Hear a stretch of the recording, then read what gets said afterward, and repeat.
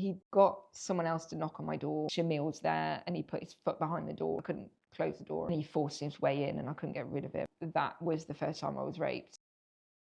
Kate, how are you? I'm okay. Fine. Amazing. So let's just jump straight into it. Tell me a little bit about your childhood. So my childhood, I was born in Birmingham. I lived there until I was 4, and then we moved to Shropshire, and I was brought up in a little town outside Shropshire.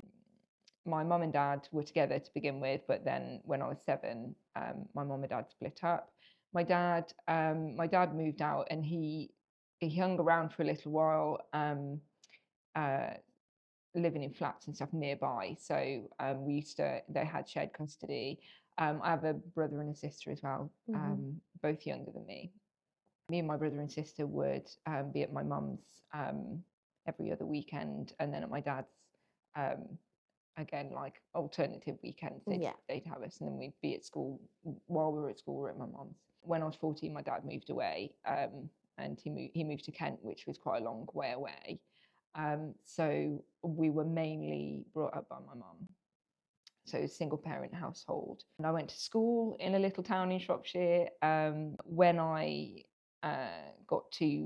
when I finished school at 16, I started college in Telford. So I was neurodivergent, but people didn't really know about that then. So I was dyslexic, but we didn't find out till I started college. Reading was an issue. Writing was an issue, spelling was an issue, but also my attention span as well, which so now they think that might be inattentive ADHD. It affected my self-esteem as well, because I thought I was stupid, and even though I was kind of average at everything, being average made me feel stupid. And I don't know whether that was like just my own insecurity of hearing the work and struggling with learning, or whether that was like outside influence from teachers or my parents maybe. Didn't think much of myself. I was insecure and I had low self-esteem. But then when I started college, things picked up. I had friends at college. I really enjoyed college. College was really good. So did you end up, so I'm assuming that you left college and end up going to university?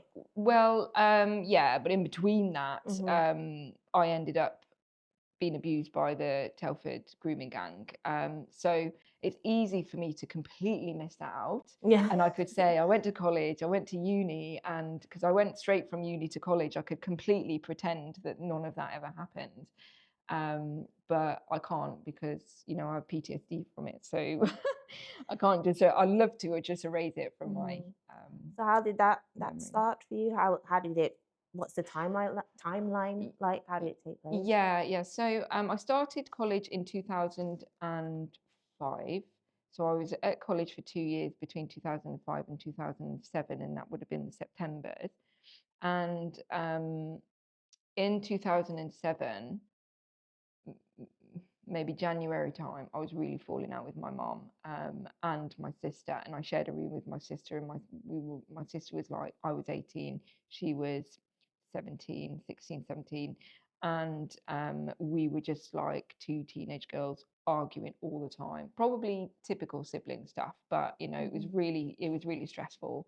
And my mom had a boyfriend that she moved in, and things were different, adjusting to him and his moods and what he liked and didn't like, and he was quite grumpy. And I know now that he was like feeding my mom lots of like negative stuff about us, and was saying like, oh, I'm going to end up like living with them on the dole and things like that. So she didn't want me to be doing that, and in the end she told me to leave. And at the time, and I don't know if this is me being neurodivergent or ADHD or whatever, but I thought she was serious. To me, in my head, it's like when somebody says something, then usually they mean it, but actually sometimes people could say things in the heat of the moment and not mean it. And that didn't, at the time, I didn't really understand that. So my mom said, I want you to leave. I thought she meant it. So I was like preparing to leave, and I didn't realize that maybe we could have talked about it and then I wouldn't have had to leave. Also, I was maybe a bit arrogant, and and I was like, oh, you're asking me to leave, then I'm going. Like, I'm not staying. Anyway, it's probably a good idea in my head. And how Thinking, old yes, were you at that I time? can be on my own. Yeah, I was 18. Okay. So I moved out. I ended up moving out and moving into the YMCA when I was in the May, so May 2007. And the YMCA building was on the street that the grooming gang lived on. So I didn't Wow. know that when I moved there, Was obviously. I know this is going forward a bit, but was the establishment aware of that at the Yeah, time? they were. Oh. Yeah, they were aware of that. Yeah, but we didn't know at the time what grooming gangs were, and they had been raising concerns to social services for other children who were living there, and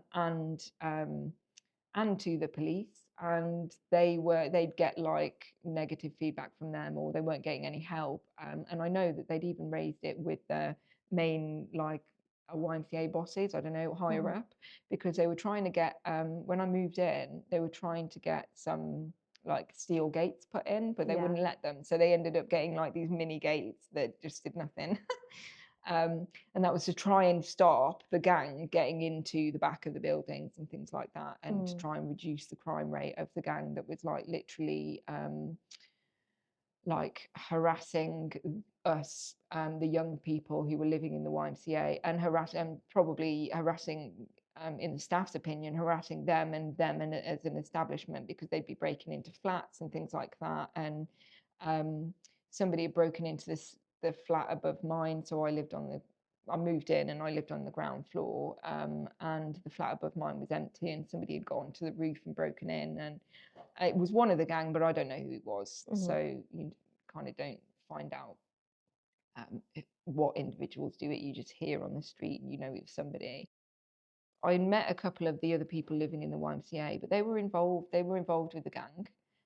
Some of the girls were involved with the gang. I didn't really I understand that. I was completely, oblivious to it. I had no idea.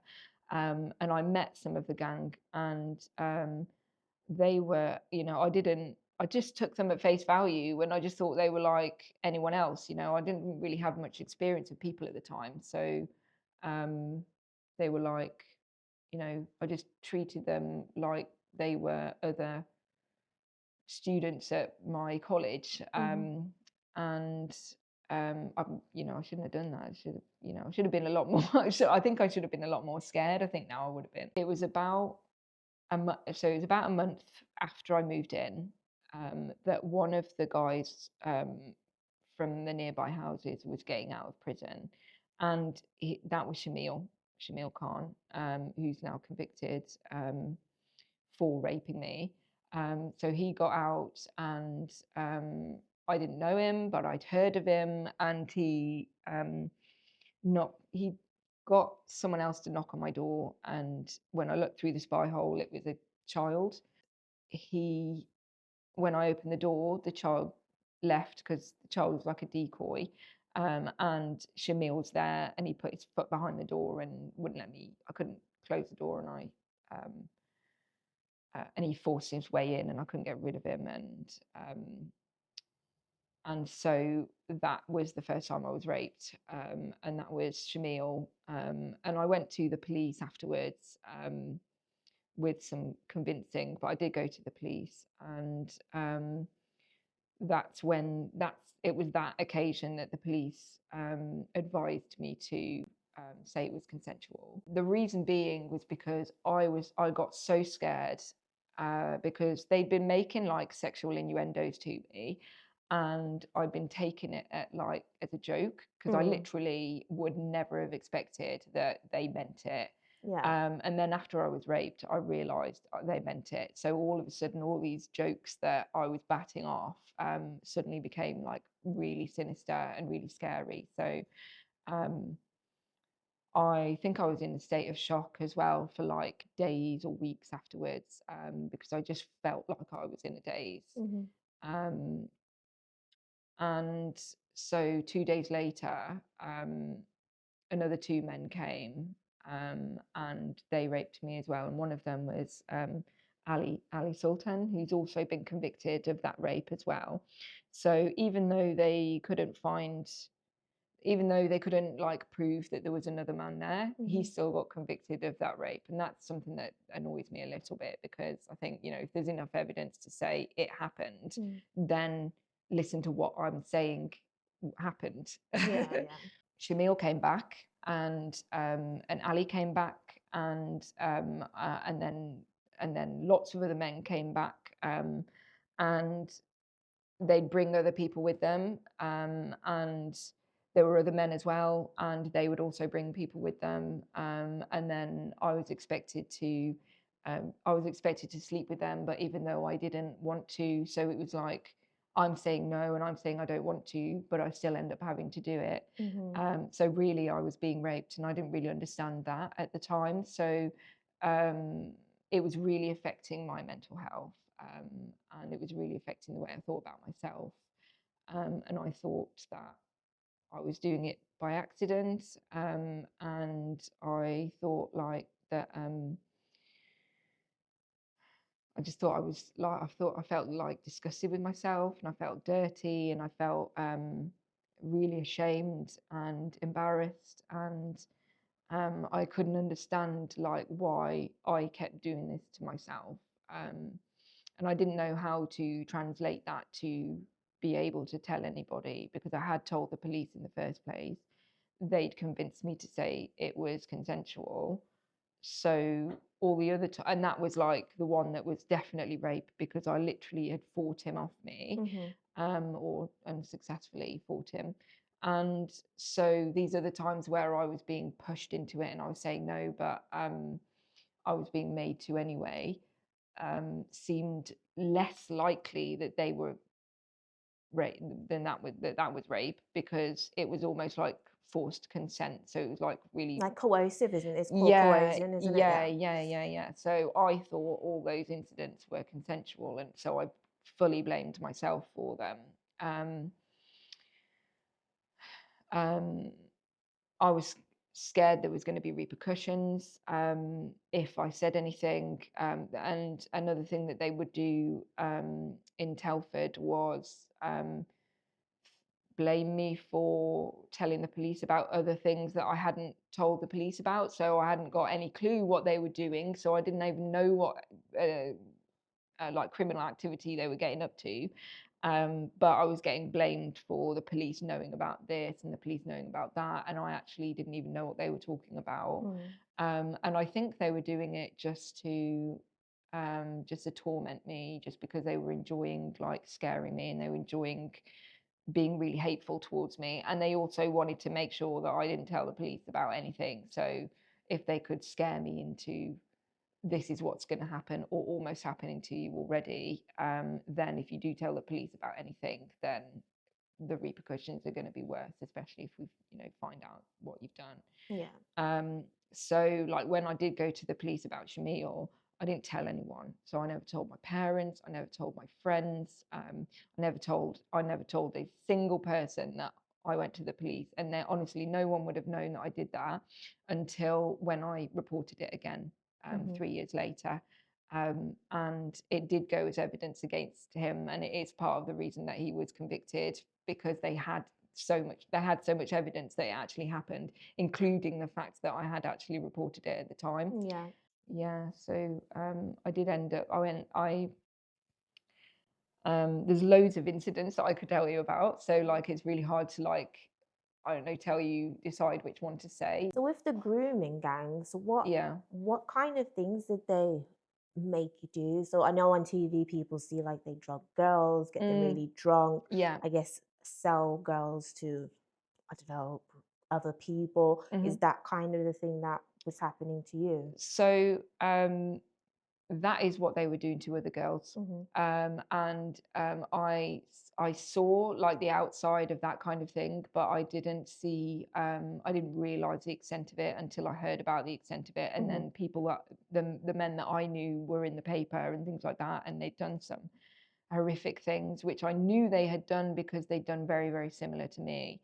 So they would offer me alcohol, but I wasn't a big drinker, because my mum was never a big drinker, and I didn't like being drunk. So I was actually really lucky in a way that I didn't drink as much as I as they wanted me to, because I think that helped me like articulate and understand in my own mind what was going on, and eventually helped me get out. So there was other girls around.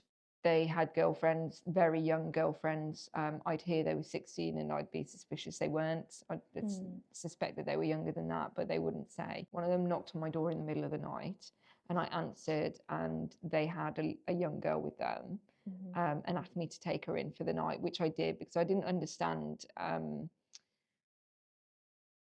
I guess, I didn't understand about safeguarding, things like that. I didn't really know anything about the services at all. And I didn't even know how to like move house and things like that. I'd been helped to get into the YMCA, so I didn't even understand the process. And like, I didn't need the funding for that. There was funding for it because they're a charity. So I literally needed help for everything, and I didn't understand these things. So I looked after her overnight, and I just wanted to get her away from them, really, and just give her a safe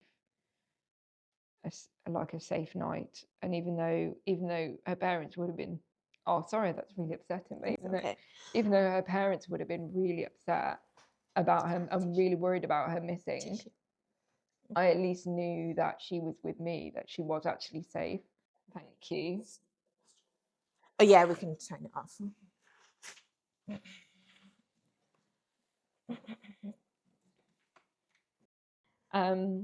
So I gave her some of my pajamas, and like I was bigger than I am now, and I was probably about size 14 or size 16 at the time. So I had a nightie, and I gave her a nightie, but she was a really small girl. I think she was only about 15, and so it was just really, really baggy on her. And I just like I wanted to like make her happy. So I got this like I'd got this bottom drawer of chocolate and hot chocolate, and I got like squirty cream and stuff to go on it. So I kind of like gave her chocolate and hot chocolate, and we both had the hot chocolates together. And I asked her if she had slept with the man that had dropped her off, and she said yes. And she sort of told me that she'd been sleeping with him for a while as well. And I guess I didn't know what to do with that information, but it just made me really sad. And it was just giving me an idea of like the situation with these guys. And like, if I could ever like talk to her again, I think I'd probably say sorry that I didn't do anything. Just because I feel like, maybe that was an opportunity then to, I guess I'm seeing it from the services perspective, but maybe I had an opportunity then to like tell somebody, tell the police, or tell safeguarding or something, but I didn't understand the way it worked, and I wouldn't have done anything that she didn't want me to do. And I don't and in hindsight, to be perfectly honest, I don't think the police would have done anything because they weren't doing anything about mine. So I don't think, so I kind of blame myself, and I don't at the same time, because I know why I didn't say anything, because I didn't understand. But yeah, I do like wonder about her quite a lot, because I've never like found out who she was or anything like that. So did they come in and get her again in the morning? Did they come and pick her up in the morning? I don't remember, to be honest. I think she left of her own accord, but I don't remember, because I think that she lived in Wellington, which is where we were. So I think she was probably in walking distance from her own home. So I think she took, I don't remember what happened, to be honest. So what would happen is now, I was being raped regularly. Sometimes men were coming to the door, and men I didn't know were coming to the door, not one of the gang, like somebody else. And they'd be asking for sex or asking to come in, and I'd be saying like, I'd be trying to say no, and I just find it like really intimidating and really scary all the time, like having to constantly um, try and say no to sex, and that's not normal, and I was like, is this like, why is it so hard for me to say no to sex?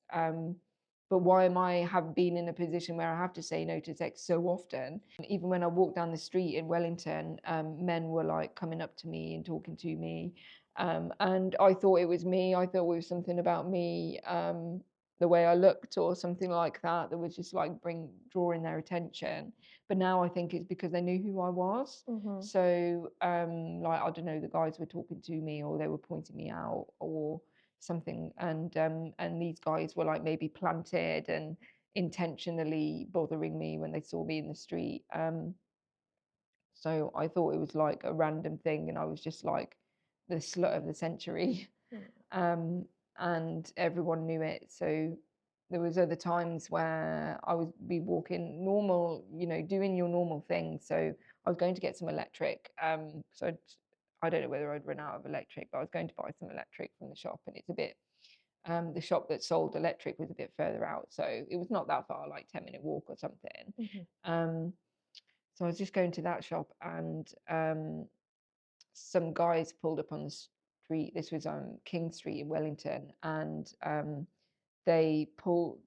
They were in a car and they pulled up next to me, and there was 4 Asian guys in the car, and they were saying, "Are you Kate?" And they knew my name, and I didn't recognize. There wasn't the 4 of them. I didn't know who any of them were, and they were saying, "We've heard about you," and they were like asking me for sexual favors, and I said no, and I ran off, or I don't know, power walked off or whatever. But it was just continuous like that all the time, pressure all the time, sexual pressure all the time, being basically sexually harassed all the time, and just it was really damaging to my self-esteem and my self-worth, especially because I was being raped nearly every other day.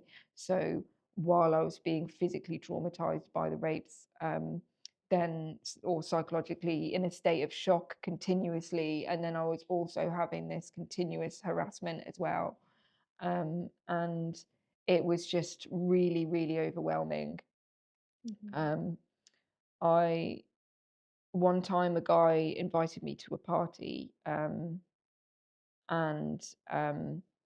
convinced me to get into his car, and went to like he took me to Tesco to get some supplies for the party. He came out with a bottle of vodka, and I hated vodka. Vodka was like the worst. Like I barely drank anyway, but if I was going to drink, it would not have been vodka, because vodka made me ill. It was just not. It didn't make me feel good at all. So I still to this day I hate vodka. So he came out with a bottle of Smirnoff, and like my stomach was sinking because I was like, oh God, he's bought my worst drink. And then he drove me this like really, really long way around. And then we ended up back at the actual at the Morrison's, that was my local Morrison's. That it's 15-minute walk away, so I actually know where it is. I go there all the time, so I completely had my bearings. But he'd gone like so now I think he did that because he was trying to make me feel like I didn't know where I was. So at the party, there were 2 other girls there. They were older than me, but they were very drunk, and there were a couple of other men. There were a couple of other men there, and the guy who brought me poured me a drink, and he poured me like 50%. This glass was like 50 vodka and lemonade. And I saw him pour it, and I thought, there is absolutely no way I can drink that. But I was like embarrassed. I was like, I was a teenager, and I thought it was cool to drink. So I just felt like I was really uncool for not drinking. So I was like, I don't know how I'm going to deal with this. So I thought, I know I'm going to like style it out. And hold the drink and like casually go over to the sink. And then every time somebody's not looking, I'm just gonna like pour a bit down the sink. And that's what I did. I like literally put it up. I was putting it up to my lips, and then while no one was looking, I was like pouring it down the sink. But I didn't realize. I mean, that sounds like somebody who might think they're in a dangerous situation here. So I'm not going to drink because they're clearly trying to get me drunk. But actually, I was just completely innocent, and I just couldn't drink that drink. Yeah. But he wanted to get me drunk, and I didn't understand that. So by the time I pretended to finish that drink, he thought that I must be like paralytic because I'd drank that drink. Yeah. So he took me to the bedroom and he like tricked me into it was a trick, like, I don't know, he like tricked me into the position that he wanted me to be in. And then he raped me, and he raped me in a really like sudden attack, like out of the blue from behind, and smashed my head into there was a headboard, and there was like wooden like round wooden part of the headboard, and there was like holes in it. I can't describe it. It's like yeah, anyway, so I got my head like caught in between the two pieces of wood, because he had forced my head so hard into the headboard. And he really hurt me with what he did. And so my body reaction was to like jump away, like, you know, when someone's hurt you and you're like, I don't know, when you know when you hurt yourself and you're like, ow, so like you pull away. So I pulled away, but he knew I was going to do that. So he was prepared for like he was already prepared for my reaction. And that's like really scary. Like you understand that like instantly in your head, because my body tried to escape, but he came with me with his body. So he just continued to force me into the wall. It and then I was stuck, and like I was completely trapped in the position I was in. And I just literally had to wait for him to finish. Like at first I thought that he had done it by accident, so I don't know why. So I was screaming like, ow, you're hurting me, like stop. And he wouldn't, like he didn't, and that I didn't stop. And that's when I realized like obviously doing it on purpose. So I just had to wait for him to finish. And then afterwards he got off me and he disappeared and he left the room. And I was in like so much shock. I was like shaking. Like I can like feel myself actually like shaking now, talking about it. But I was literally shaking and thinking about what I was going to do next. Like now what? And I just thought I've got to get dressed. So started putting my clothes back on, and then another man came into the room and he held on my shoulders and he said, "Why are you getting dressed?"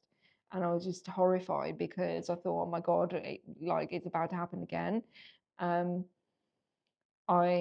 It didn't. Like I managed to just get dressed anyway. And sometimes I was just like, I was quite good at making on the spot excuses. And I think at this point I'm like in flight or flight, and things just come into your head like of what you're going to do. Like you've got no control over like your reaction, but your brain sometimes is quite good at getting you out of this shit. So I said, I just need the toilet. I'm just getting up because I just need the toilet. And then I'll just, and then I'll come back into the rooms, because I almost straight away, I just knew what was going to happen. And I was like, I can't do this again. So I put my clothes back on, and instead of going to the toilet, I went for the front door because I thought I'm just going to get out of here now. And the guy who'd raped me grabbed me and he said, "Why are you leaving? Don't leave.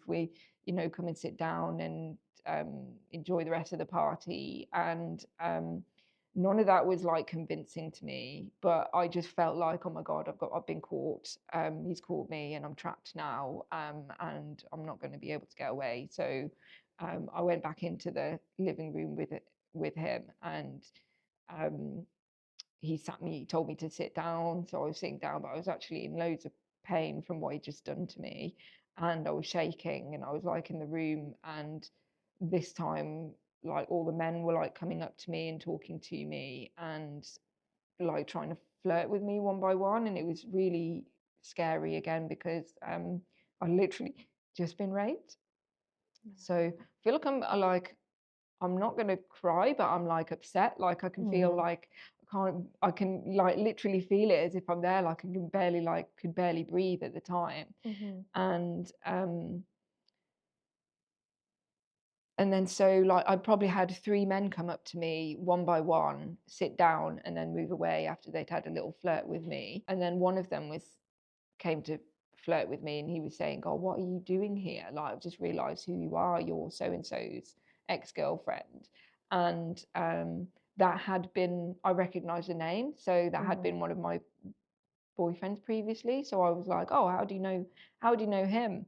And he was like, "Oh no, we're really good friends, and he used to talk about you all the time."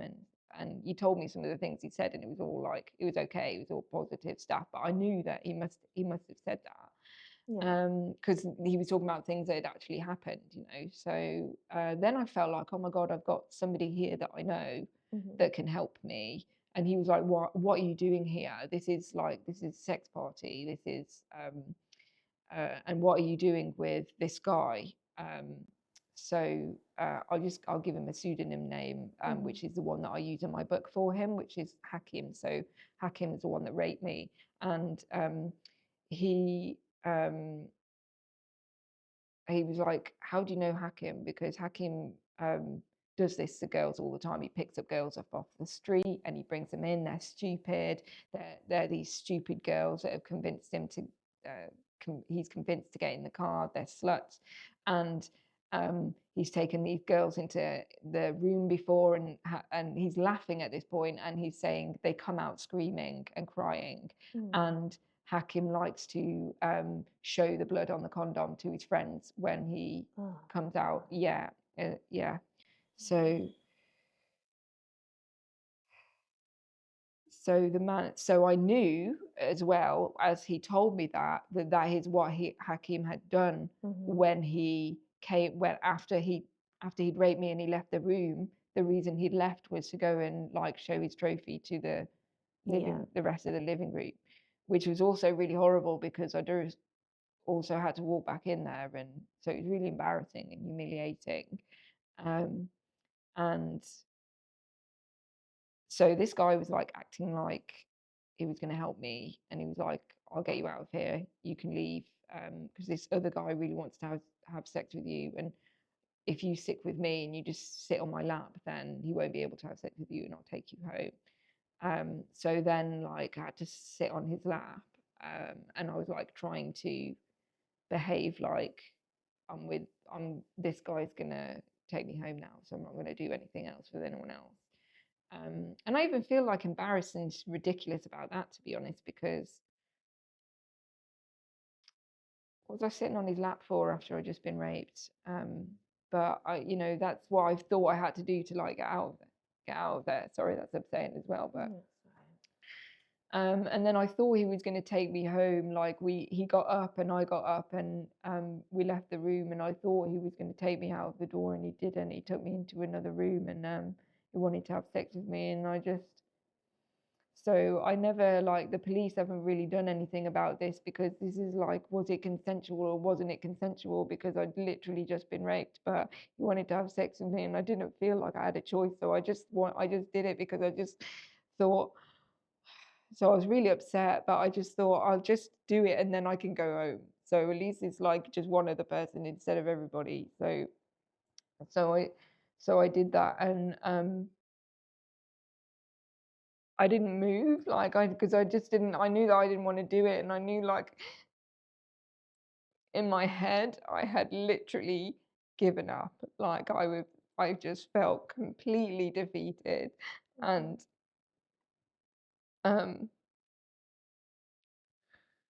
so I was like a statue. I don't even know like what kind of person like had sex with somebody who was behaving like that. But like literally he just laid me down on the bed, and I just like let him put me into what position he wanted, which was I just lying down flat on the bed. and on like on my back, and then he had sex with me, but he just took so long to finish that it was so uncomfortable. It was dry, the condom dried out because he'd been going for so long, and it was like it was just so it was hurting me and it was irritating, and I was just waiting for him to finish and I didn't know what to do really. So um it honestly went on for so long that it was starting to get light outside. Mm-hmm. So like I'd been raped. I thought I was gonna get out of the party, but I don't actually feel like I got out of it at all. Like he promised to take I feel really betrayed because he promised to take me home, Mm-hmm. and he basically never did. He did in the end, but it was literally daytime, so that's not like helping me get out of the party, is it? Yeah. You know what? When they, particularly this guy, I know is it Hakim, but I know obviously his intentions were for that. But you know, when the drive home with the second guy, what was that like? Did he, was he speaking at all? And when, if he was speaking like he knew it was rape, or did he feel like it was consensual? He made all these promises. So he said, "I'm going to keep you safe from now on." He said like what the because he wasn't so he was mixed race, Mm. and he wasn't Pakistani. I just have to be careful of not to like identify him. Yeah. But he he said he was saying like what the Pakistanis are doing to you is wrong. Like they do it to lots of girls, but I'm going to protect you from now on. So you just stick with me, and you won't have to do anything with the Pakistanis anymore. Um, and so he fed me all of this stuff, and we became friends after that. But we're talking about like a period of a month or a few months at the moment. In fact, Hmm. less than a month, because it happened in September. It happened at the beginning of September, and I ended up applying through clearing to university, and I was gone by the 26th of September. Hmm. So this was a matter of weeks that we'd become friends, and he was acting like he was going to be my protector, and I got a call from one of the guys at the party whose house it was, and he said, by the way, he's cock blocking, and that's actually he's trying to cock block us, and he's laughing at us, and he's taking the piss out of you. Um, and the reason he told me that was because he wanted to undo the cock block so that they could have sex with me. Hmm. So they were playing games with each other. They were like using me as I don't know, like I don't know. This is like some kind of reality game, Yeah. but like I don't know. Um, so all of that really, I mean, with that guy, even if whether it was rape or whether it was my fault, or I was so traumatized by everything that was already happening. I was such a mess. That whole like pretense, or that friendship, or that befriending, or that grooming, was really psychologically affected me for a long time, and I'm probably still affected by it, because I feel like that's when I realized that I was never going to be anything to any other person. I was never going to, like, I can't come back from this, is how I felt. Like I'm done now. Mm. um so the whole like and that was towards the end of the Telford grooming gang. So Hmm. they had really, really damaged me mentally by the time I did actually get out. Was university your way out? Yeah, so university was my way out. I applied through clearing. I didn't get into psychology, is what I intended to. That's what I wanted to do, but like I hadn't Mhm. had a good year, obviously. The day that Shamil had raped me was the weekend before my major exams for my A levels, and I did okay, but I didn't get the grades that I wanted to get into the university I wanted to for psychology. So I applied and I for mental health nursing instead. So I started that. I started that course. They accepted me. I had to go to an interview and everything. They accepted me, and I moved to university. My mom helped me with, it was like £200 deposit or something for the accommodation. So my mom helped me with that, and that's it. I was at uni. It was like it happened so fast because that party, I didn't know I was getting into uni then because I hadn't like inquired or anything. I didn't even know that I could go to uni at that point. And I'd had like an appointment maybe a week after that or something with a student advisor at college. Mhm. And she was like, "Oh, you can go to university this year." And I was like, "What do you mean this year?" So sort of between like, I don't know, 2 weeks, it's probably about space of 2 weeks, I was Yeah. at uni.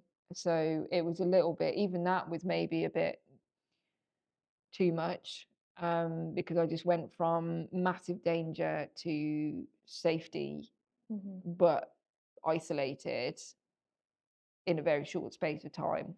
Um, so when I got to uni, I was had a raging kidney infection as well. So I was like feverish and I was on antibiotics, and I got the kidney infection um, because of a rape that had happened. That was, I'm not going to go into detail about that one, but it was very unsanitary, and I knew that, and there wasn't anything that I could do about it. So when I got the kidney infection, I knew straight away. So I told the GP, and they gave me the right antibiotics for it. But I was really ill. I had a fever. I had the shakes. I was delirious. I was being sick. Um, and then I had to start uni. And I Mhm. was like so determined on my first day that I took loads of paracetamol to like try and keep my fever down so that I could actually attend the first day. And I got through most of the day, and then maybe about 3 p.m. And it was due to finish at 5. At 3 p.m., I got really ill while we're all in a circle in class. Um, and kidney infections are a bit like that. Water infections are a bit like that. All of a sudden, the fever just comes over you, and then you get the shakes. And the shakes is like really stereotypical symptom of um, water infection. So I just had that, and I had to get up and leave. But if I hadn't been to the first day, then I wouldn't know what was going on. But I was Mhm. really, it's really sad to remember that my first day at uni, and I did finally qualify. Yeah. And I went to my graduation, and then I was crying on the way back from my graduation because, like, how it started was so tragic, and my first day at uni um, was so sad, um, that I can't believe I made it. No. Mhm. um, so while I was still in Telford,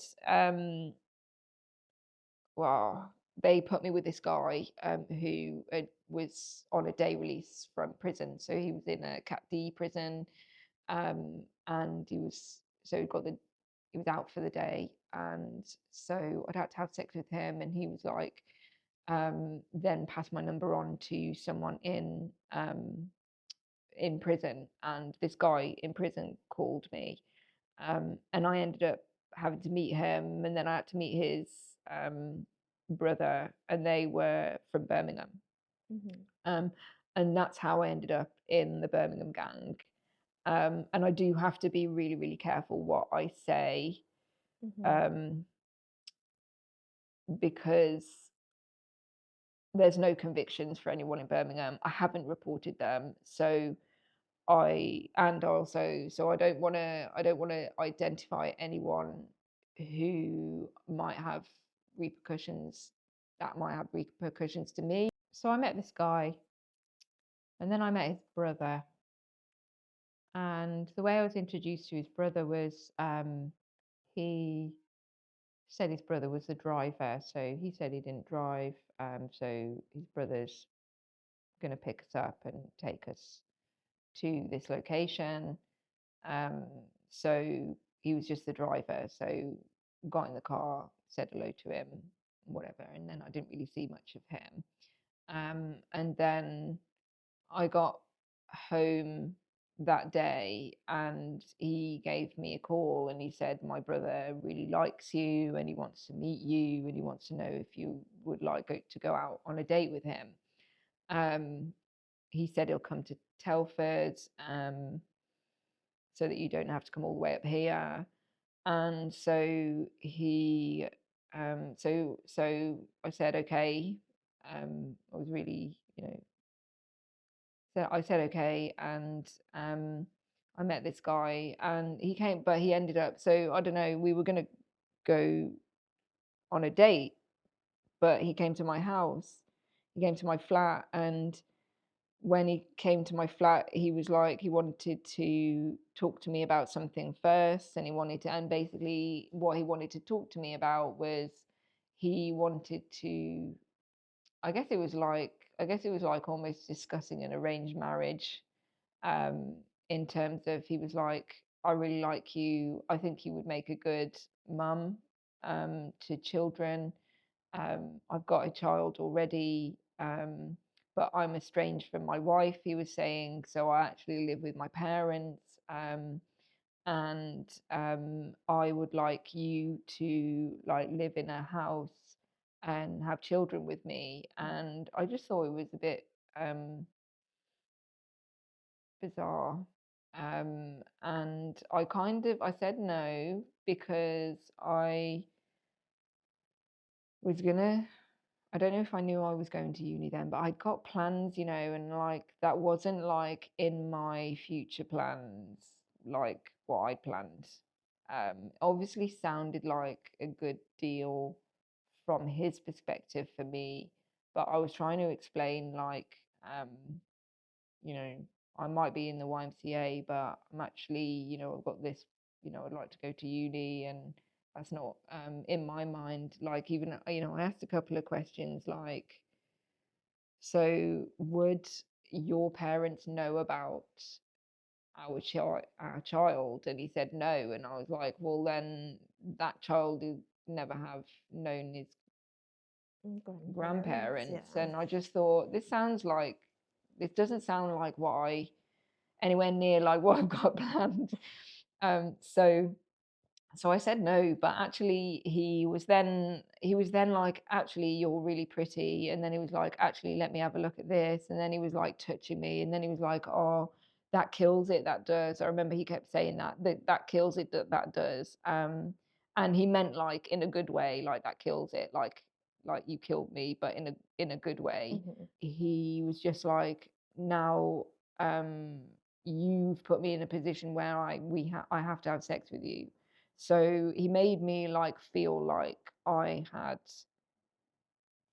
like just been so irresistible to him that he couldn't help himself. And so now we've got to have sex. And that like completely wasn't what I was expecting or what I wanted myself. So I ended up like again like having to have sex with him because that's how it felt. Hmm. Um, and so I started going back to after I went to uni, because started uni then. I just had this image in my mind like, I'm never going to talk to the Birmingham to the Telford gang ever again. Hmm. I don't like them. They weren't nice to me. They're horrible. I'm now safe and I don't want to ever talk to them again. But this guy from Birmingham was okay. So we almost had like a sort of a relationship, but it wasn't like what he'd wanted. So I kept it casual because I didn't want, that's not what, yeah. So that I Hmm. didn't want, I thought if I have kids with him, I'll be trapped. So, and then I'll never be able to get any further in life than I am right now, which is like none of this was like my plan. Um, so I met him. So I kept coming back to Birmingham to meet him, and then he would introduce me to other people, and then I met this other. So I met this other man, and that was like his cousin, and then it was just like everyone expected me to like have sex with them, and that's what the Telford gang had done. But this time I know it's coming. Mm-hmm. So I was almost like trying to take a lead in it, or I was trying to take back some control. Or maybe I wasn't in control at all, and I was just like, this is how I have friends, like, because I literally didn't have any friends left, and the only way that like anyone would spend any time with me was if I had sex with them, and that didn't seem like a big deal to me anymore because I'd been raped so many times that like sex wasn't a big deal, so might as well just do it, and then I'm not on my own. And I think being on my own was really difficult because I think I was experiencing symptoms of PTSD. So I think when I was on my own, I was thinking and I was just having flashbacks, and I was having nightmares, and I just couldn't be on my own. So I spent a lot of time going back to Birmingham because I wasn't really making friends very well in Essex where I was at uni, and so I was really, really isolated. Um, and while I was in Birmingham, sometimes the sex was consensual, and then there were other times where it wasn't because they'd introduced me to somebody that they had decided they wanted me to have sex with, and I wouldn't have a choice in the matter. I didn't want to do it, or so I'd be like with this guy that I was consenting to have sex with, even if that's misplaced. But then I'd get raped by his cousin or his uncle, or um, his or his friend or somebody. I was also like used as a girl to like if they had drug deals or something like that, or to ease a business transaction or something like that, then they'd invite me, and then they'd say, can you go and sleep with my uncle because um XYZ, just show him a good time. So that ended up being like the sort of thing that I would have to do. And it's not like I would say, oh yes, and be really happy and like go and um, gladly sleep with somebody. I just thought it was my job, and I just thought it was like my duty, and that's part of like, and I thought that was like my role. And I think that's part of the grooming. Like eventually, like I was just literally traumatized and worn down, and like having like a completely warped sense of um uh like understanding of like the world and myself. And um I was brainwashed basically, and I was brainwashed into thinking like, that I didn't have a choice, or this is my role now in life. Mm. So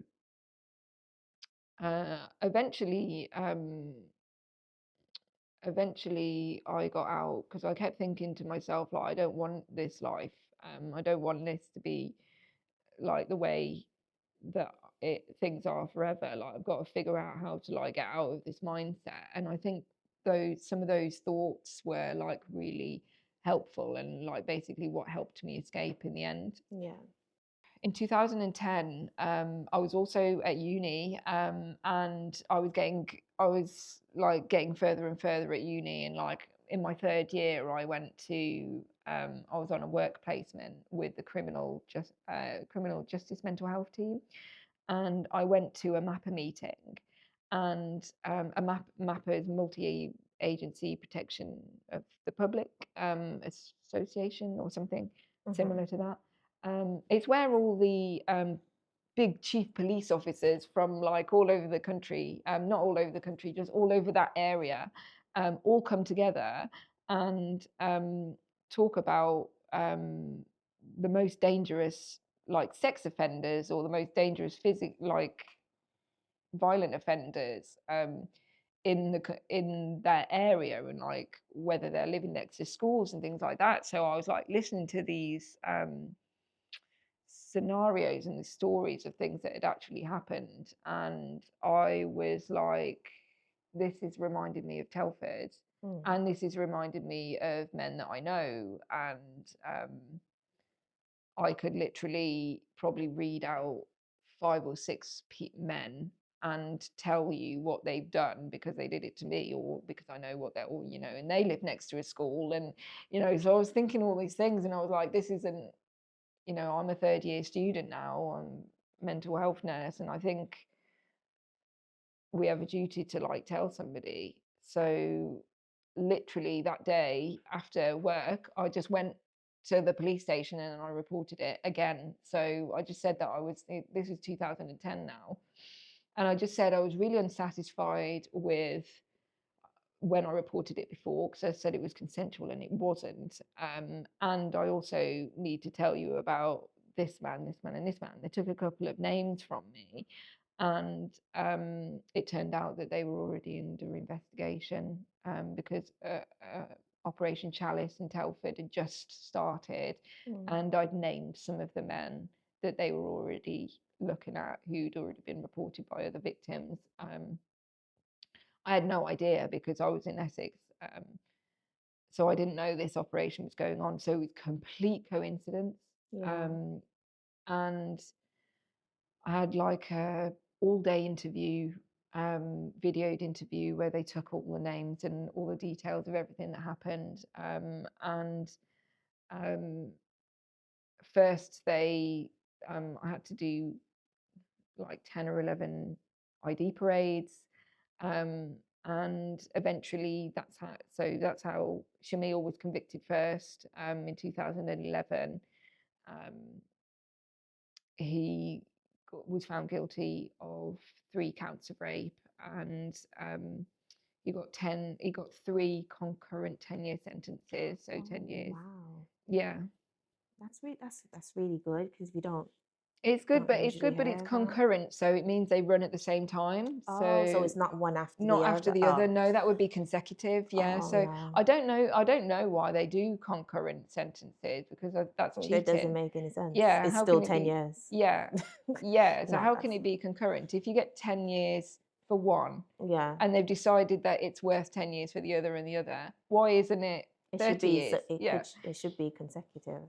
Yeah, it should be consecutive. I don't, you know, what's the point in concurrent? It's a weird, I feel like that's a really weird law. It's a stupid law. So yeah, so he got 10 years, but he was already in prison with an IPP. So he's still in prison at the moment, which is really good. So that was 2011, and it's 2025 now. So his sentence for me is actually up. But But it's he's still on in, IPP, so he won't. yeah, Well, yeah, that yeah. won't be So going on. indeterminate life sentence, isn't it? And that's because he's so dangerous. So they need to be really, really careful about when they decide to release him. But they've told me now that I've got no rights to know when he's released. So yeah, What? so I know he's not coming out now. But you know, I won't know in the Is future that when just he's coming you out. or the rest of his victims? I'm assuming. 'Cause- So he does have other victims, but no one else has.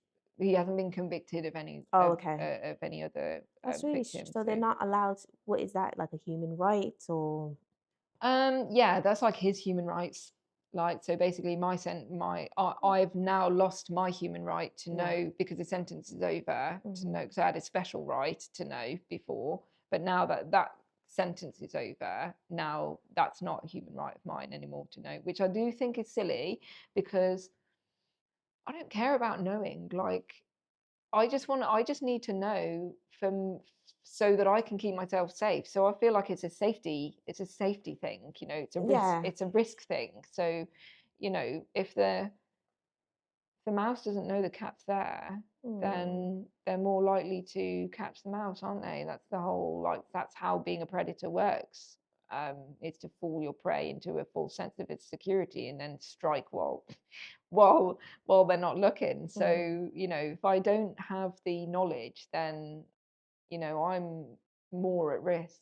But part of me just feels I don't care about my life. So I feel like blasé about my life, and I just think, you know, all right, fine.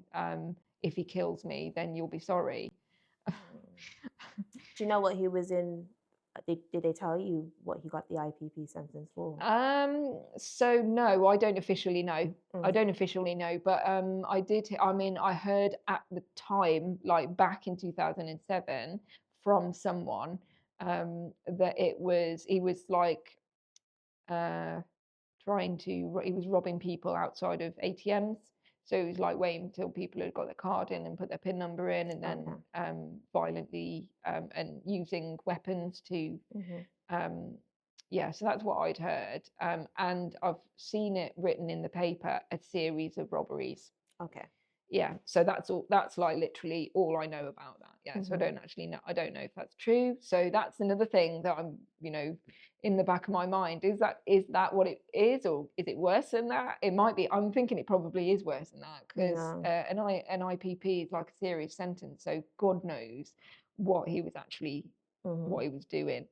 But he was a really dangerous person, and he was really violent when I knew him. He would turn up like at mine and say that he'd just got involved in a fight that was nothing to do with him, and he'd got like all his knuckles all bloody and stuff. And so he was, and you know, I never knew when he would threaten me and things like that, and I never knew if he was going to do it or not. And he'd give me this look, like he was looking through me, and I just thought, I've got to like keep quiet, otherwise he's going to hit me in a minute. Like, I don't know, sometimes, I don't know if you've ever had somebody look at you in a way like you just know they're going to hit you. Yeah. And that's what he was like. So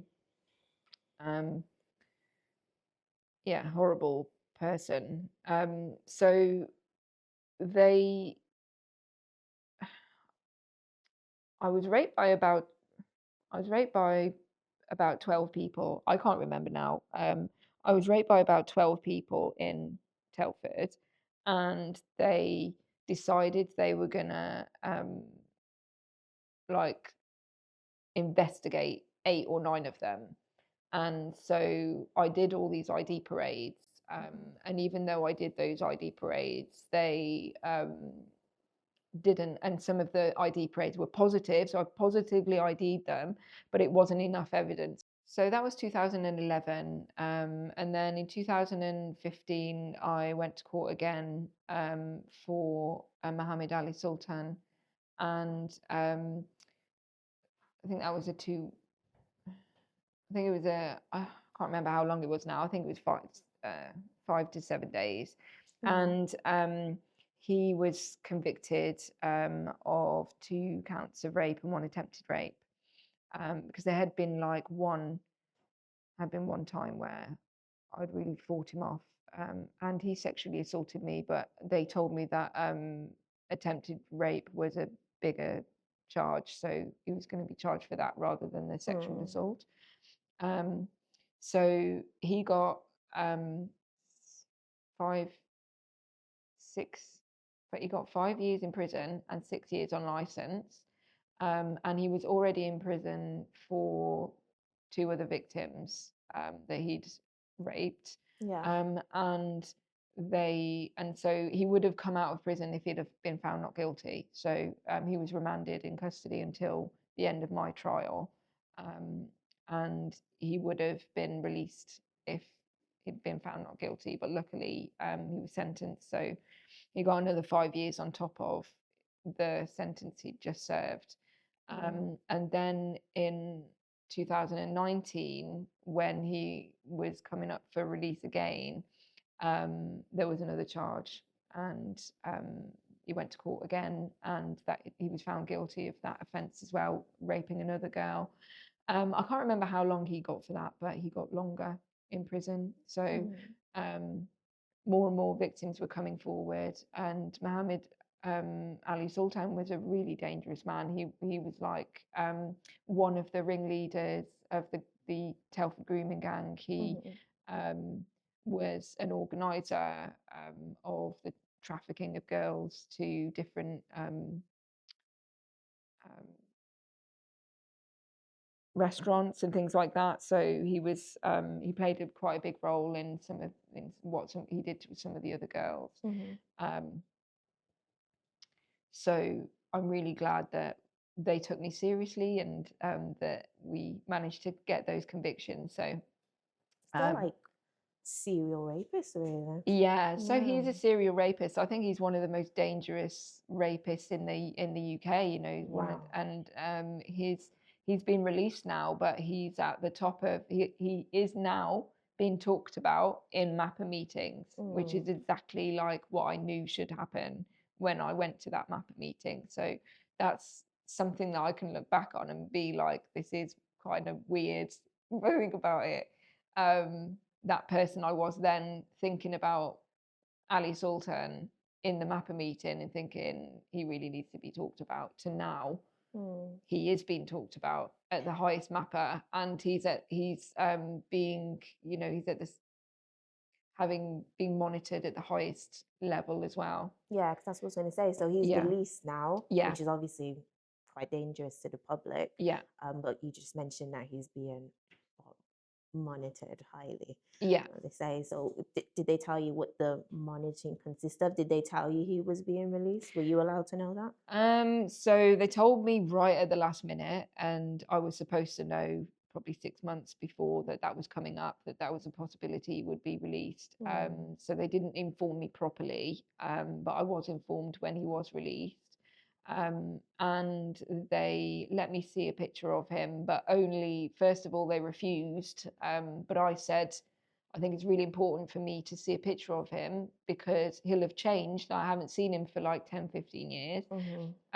So if I see him in the street, I want to know that I can recognize him, because how am I going to report him to you to say he's following me or something if I don't know who he is? So they refused at first, and I think it was because of all the media attention, but the media attention shouldn't get in the way of my rights as a victim. And safety. Yeah, and my safety. And not just yours, everyone's safety. I feel like his picture should be a public thing, shouldn't it? Really? Yeah. If he's a dangerous man. Yeah. True, but if we showed a picture of him and then he got murdered, then they would, I don't know, that could be like, I don't know, organizational negligence or something like that. Yeah.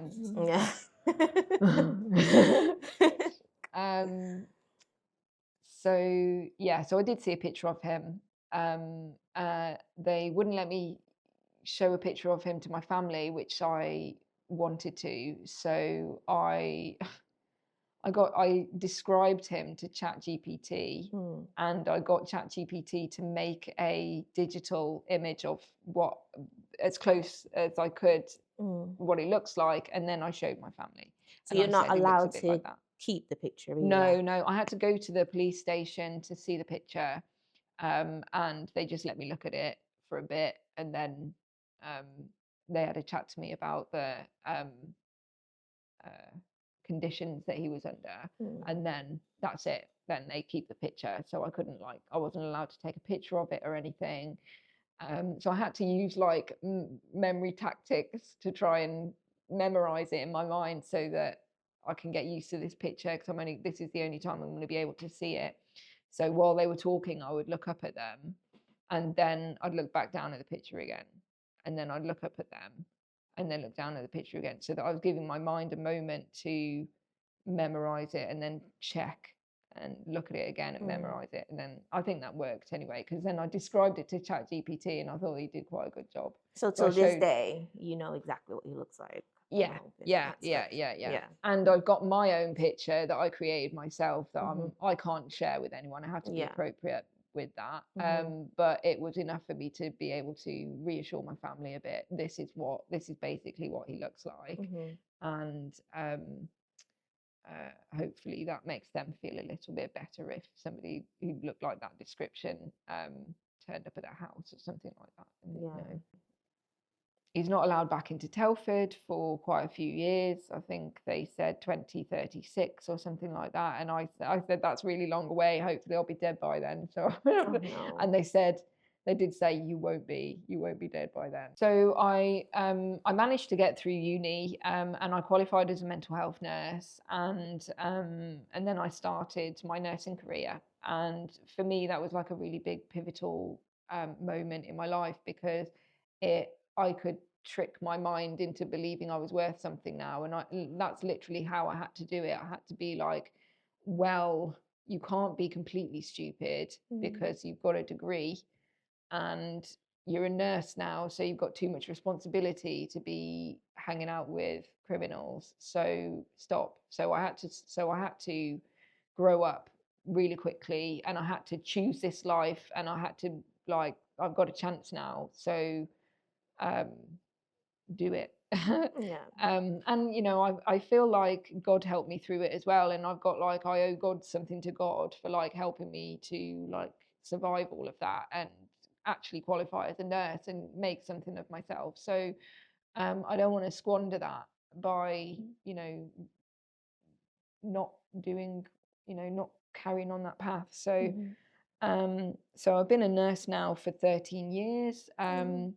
I've got loads of experience. I'm actually working as a senior nurse now, and I've helped people. I get really good feedback from my colleagues, and sometimes you don't always rate yourself, but like one of the things my colleagues always say is like, I'm always like so reassuring to patients, so people feel much more comfortable in my presence, and I have like a way of calming people down, and making them feel safe with me, which is really nice feedback to hear. Yeah. So I don't know what I'm doing to make people feel like that. I'm just being myself, and I'm just trying my best. So that's nice to hear. I've done a course now in counselling, and I'm just about to start a master's degree in psychological trauma as well. Because one of my, I don't know, one of the things that like speaks to me is, you know, one of those, I don't know, life quotes or whatever, Yeah. like live, laugh, love. One that speaks to me is be the change that you want to see in the world. So one thing that has been really frustrating me is when we're talking about trauma informed, what do we mean by that? And is that a word that's just been thrown around all the time? Because I had some trauma form training in 2019, and I don't feel like I've had any since. So I'm working for a different trust now. So how do I know that my colleagues have had the same training as me? Because I don't think they have, because I show people what I've done, Yeah. and they're surprised and they're impressed by it. So they're obviously not getting the same training. So I just thought, in the end, I just got so frustrated that I was like, I need to do it. So I'm going to be the one now. So I'll start that at the end of the year, at the end of the month, sorry. So I'm really excited about that. Yeah. That's amazing. And I heard you mention earlier that you wrote a book as well. Yeah, so my book's coming out. My book's called The Patchwork Girl. It's coming out in January. So then you'll be able to read like the full story, instead of listening to parts of it. And the reason I called it The Patchwork Girl is because I'm just like a mismatch of experience. I've experienced so many different types of people. I've encountered so many different types of like subcultures within the UK, that it's shaped who I am today. But I'm definitely a bit of this and a bit of that and a bit of everything. So Yeah. almost like people have written on me throughout my life, and now I'm like, yeah, this, I don't know, odd piece of art like Picasso or something. Well, that's Yeah. amazing. I do have a question. Do you, because of the grooming gangs, um, do you feel like as if they target a certain kind of girl, or well, girl or woman, because you can be a woman as well? Do they go after certain groups of people? Do you feel? So so I think it's about access. Mm, If they manage to encounter a girl that they've got access to, um, the Birmingham gang was like that was an opportunity because mm, I was already groomed and I was already brainwashed by the Telford gang. So um, that was much easier for them. So the access was there already. yeah. In Telford, the access was there because I was vulnerable living on my own and I was young, Hmm. and the authorities weren't dealing with it. So we were left exposed to be abused in any Hmm. which way anyone wanted to because nobody was there to protect us. Um, they say like so what they tell me or what they would tell me is that it was because I was white, because white girls are slags, because white girls are have girlfriends and boyfriends, and white girls give blowjobs, and um, they don't dress properly and their parents don't look after them. So they make all these excuses, but it wasn't just white girls that are in that position. Mm, So anyone that they thought, um, oh, these parents don't care about them, look at them out at night time, mm, or they're smoking and drinking. One thing they would say to me is like, white girls drink in the churchyard and Muslims don't drink because it's against their religion.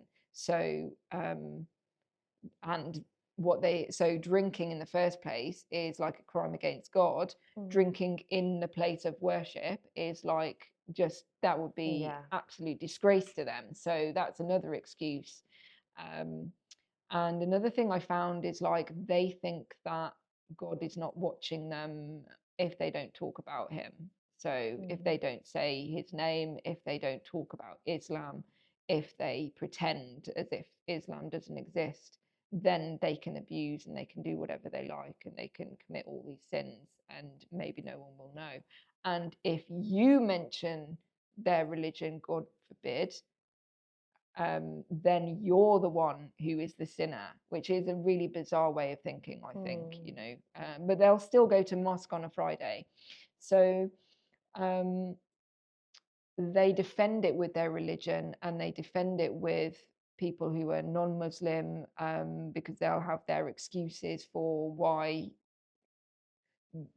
well, I mean, misogynistic excuses, really, mm, aren't they? Why they deserve it, why it's their fault. But that person could be Muslim, that person could be Sikh, that person could be of any yeah. other Mm, religion, or they could be white, or they could be a person of color. So I think it's just access. If mm. they've got access to you, and they've got their excuse, then they will do it.